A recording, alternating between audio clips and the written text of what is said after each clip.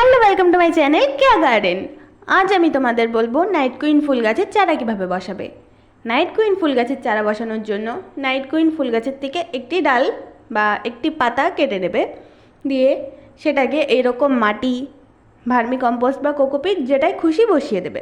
তারপরে তাতে এইরকমভাবে ফাঙ্গিসাইডের জল দিয়ে দেবে। আর এটাকে বেশি সূর্যের আলোতে রাখবে না, এটা এমনিতেও রাতের রানী, তো সূর্যের আলো খুব একটা পছন্দ করে না। আর এখন একে বসানো হয়েছে, তার জন্য একে একটু সেমিসাইডে রাখা প্রয়োজন। আর তোমরা এটা বুঝবে কি করে যে এতে শিকড় হয়েছে।